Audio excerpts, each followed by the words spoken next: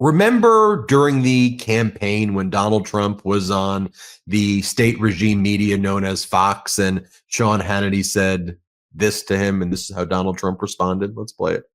Those that want people to believe that you want retribution, that you will use the system of justice to go after your political enemies. So, number one, they're wrong. It has to stop, because otherwise we're not going to have a country. Look, when this election is over, based on what they've done, I would have every right to go after them. They're wrong. But after this election, I would have every right to go after them. So in the past 2 weeks, what's Trump done? Well, he's been doing it more than that, though. But he went to the Department of Justice building. And what did he say in the Department of Justice building? Here he talks about Jack Smith, Alvin Bragg, Letitia James, his alphabet of grievances here. Let's play it.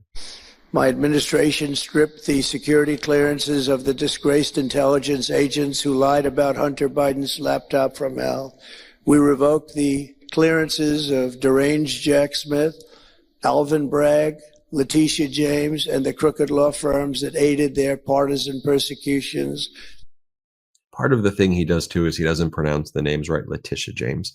Then Mark Elias, he name checks, and a bunch of other lawyers who he hates. Here, play this clip. United States, with the help of radicals like Mark Elias, Mark Pomerantz, and these are people that nobody's ever seen anything like it.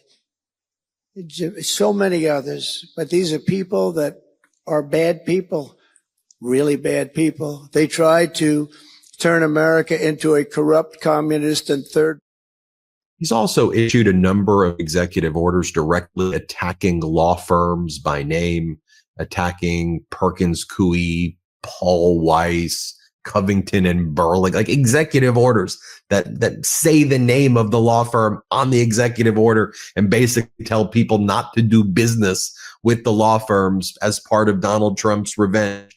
But so if Donald Trump saying these are bad people, who are the good people for Donald Trump? Here he talks about the political prisoners and heroes who he's there to help. Let's play it. Please convict me. Don't say that. I pardoned hundreds of political prisoners who had been grossly mistreated. We removed the senior FBI officials who misdirected resources to send SWAT teams after grandmothers and J6 hostages. And it was. So that's who he thinks are the good people. By the way, my theory also about why Donald Trump is also fixated on annexing Canada and attacking Canada, a lot for a variety of reasons. But to me, I think it partly has to, and why he hates Trudeau, I think it partly has to do with this photo right here. And I could be wrong about that, but he's such a person of personal grievance and revenge. And just here's what he said about Canada yesterday. Here, played. Canada, and here's my problem with Canada. Canada was meant to be the 51st state because we subsidize Canada by $200 billion a year. We don't need their cars. We don't need their lumber. We have a lot of lumber.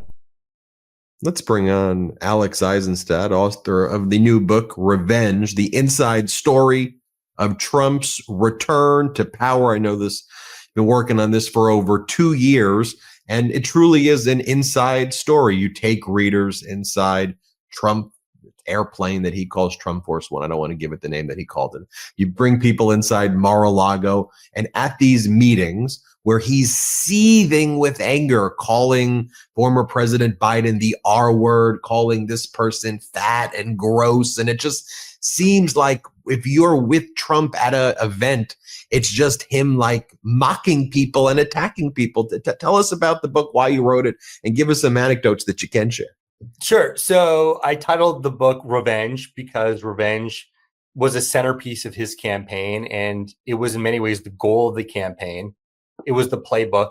And there are a couple really important and interesting anecdotes regarding revenge. The notion of revenge. There was a point early on the campaign, Trump gives a speech at CPAC, right, where he says, he basically promises revenge. He says, I will be your retribution. And that was a line that Trump came up with behind the scenes. And I tell this story where he's sitting there with his aides and he comes up with this line, and he and his team say, this line is perfect. Before he gets on stage, his team actually prints out, gets ready a bunch of merch that was based on the I will be your retribution line. So it's ready to go as soon as Trump says it. And from that point on, Trump had a major central theme to his campaign. Let's move forward about 8 months, 9 months after that speech, maybe closer to a year. Joe Biden gives his State of the Union in 2024. And in that speech, Biden basically says that Trump is going to be bent on revenge. Trump is behind the scenes. He's back at Mar-a-Lago. He's with his team. They're watching in the Mar-a-Lago library room. And he says to himself, he says to his team, there will be no revenge, wink, wink. And that tells you right there that Trump was being sarcastic about it, joking about it. He knew that revenge was a centerpiece of his campaign, and it would be a centerpiece of his White House if he got elected. And that was a line where he would joke about revenge a lot of the time on the airplane. On his plane, he would talk about it. Biden was making this essential part of his argument, and Trump would say, look, yeah, he would joke about it. There will be no revenge. But there's actually another really interesting point in the book. And that is when Trump is he's in Washington, D.C. for his January 6th indictment hearing. He goes to the Waldorf Astoria Hotel and he gives a press conference. As the press conference wraps up, a reporter from the Washington Post asks him, will you promise that there will be no violence if you lose the election? Trump walks away, doesn't answer the question. Unclear if he heard it, but regardless, he walks away. The story blows up, the fact that he didn't answer the question. So Trump at this point is on his way from Washington, D.C. to Iowa, where he's going to have a town hall event that night with Fox News.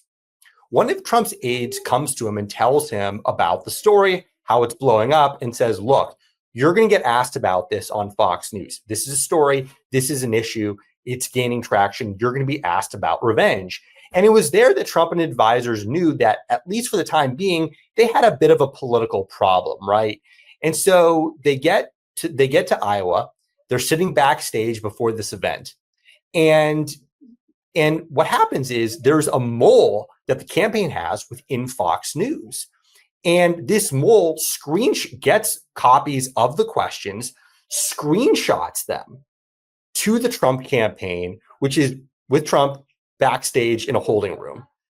The team looks at the questions and they say, we just got the test questions, the questions to the test, before the test even takes place. And so they go through the questions and they start sort of practicing what they're going to say, workshopping answers.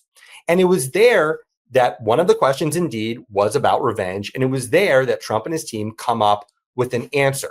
So Trump goes on stage, he's asked the question verbatim as it appears on the list, and he comes up with his answer, which is, our revenge will be success. And it's a line, if you go back and you watch that tape, you can see he said the line with confidence, he had it practiced, he had it rehearsed, it's for a reason. Trump was happy with that answer. He used it for the remainder of the campaign. And in fact, the day after the Iowa event, he speaks with Ronna McDaniel, who at that point was the Republican National Committee chairwoman. And he says, did you see the answer I gave last night? He was happy with the answer. He kept on using it going forward. You know, it's also interesting because Trump always attacks his political opponents as getting the questions in advance and workshopping the answer. So there's always a lot of projection there as well. But, you know, it does seem, though, it is the main thing that he's focused on appears to be revenge, seething revenge in the Oval Office. I've referred to it as this kind of almost like a walk of shame or humiliation ritual. I mean, first having these people kiss his ring at Mar-a-Lago. I want to get your take on that, because people showing up at Mar-a-Lago, he'd make these executives and all the people who he thought gave him bad coverage show up at Mar-a-Lago, tell him how great he is, and kind of humiliate themselves. And you kind of see him doing that in the Oval Office, where he'll bring people there and he'll have people sitting very uncomfortably and try to humiliate them in public. So that seems to be his focus. I mean, revenge is what he was running on. And I mean, it's not success isn't his revenge. It seems revenge is his revenge, and he's not really focused on the other things. And I think that's what's pissing people off. What do you make of what's happening right now? Yeah, no, he clearly wants retribution against the people who he feels wronged him. He's very focused on it. And in fact, it actually became a strategy of his campaign, and it may have actually in some ways helped him electorally. He presented himself, I write in the book, as a vessel. He became a vessel for a lot of people's frustrations. He cast himself as a victim of a deep state establishment, a system of elites that was out to get him, the same system of elites that he convinced a lot of people that were also out to get them.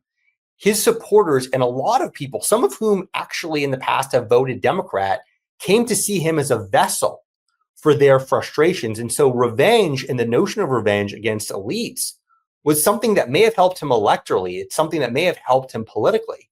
He now gets into the White House, and what we see is that his desire for revenge against any number of people, particularly, I would say, the people who were involved in the January 6th investigations. One of the biggest things that Trump focused on during the campaign was January 6th and this idea of lawfare, this idea that there's a legal system that's out to get him. What you see him do over the last few weeks is a systematic purge of the DOJ and the FBI of people who were involved in the January 6th investigation. And then you go back to last week, last Friday, where Trump is having, where Trump goes to the DOJ, gives a speech about ending lawfare, essentially, which is in some ways a remarkable moment, right? It's unusual. Typically, a president and a White House keep the DOJ at arm's length, right? The DOJ is considered an independent agency, but Trump sees himself as very interested and very involved and very invested in what happens in the DOJ and the FBI. And in fact, during the campaign, Trump gave perhaps the most thought when he was thinking about cabinet secretaries and when he was thinking about who might staff his administration. He was easily the most focused on the DOJ. And he seems to be most comfortable in this victim revenge modality. And so the moment you're seeing, I think, judges rule against his executive orders or issue injunctions, that's that's where he's able to speak that language of kind of victimhood, revenge, grievance. They're coming after me. This is unfair. Bad judges. Well, what do you think about that? Yeah. And here's the thing, which is that he's been running against, if you think about it, he's been running against the judicial system now ever since January 6th, right? And you could make the case that it helps him politically, right? I mean, or at least he's decided it's helped him politically. He's in some ways turned his supporters against the judicial system. Why? Because the judicial system is independent, or it's supposed to be independent. And every time the judicial system tries to stop him, then every time the judicial system tries to stop him, he can cast them as as an agency or a group that is somehow trying to stop him and what he's trying to do, and therefore turn himself into a victim. I want everybody to get the book because it helps, I think, really give a background into what is driving him. I mean, look, our coverage here is, I think he's the greatest threat to my own views. I think he's the greatest threat to democracy, I think, ever. And I think you have to study it. And, I think your book takes a good look into the pathology. I could go on and on with you and talk about the specific instances, but I want people to go get the book. So it's called Revenge, the inside story of Trump's return to power. Alex, you're now at Axios, and you're there, one of their lead reporters there. And at the time you were writing this, you were at Politico, and love reading your stuff. And so thanks for being on. Thank you for having me. I really appreciate it. Everybody hit subscribe. Let's get to 5 million subscribers. Can't get enough Meidas? Check out the Meidas Plus Substack for ad-free articles, reports, podcasts, daily recaps from Ron Filipkowski, and more.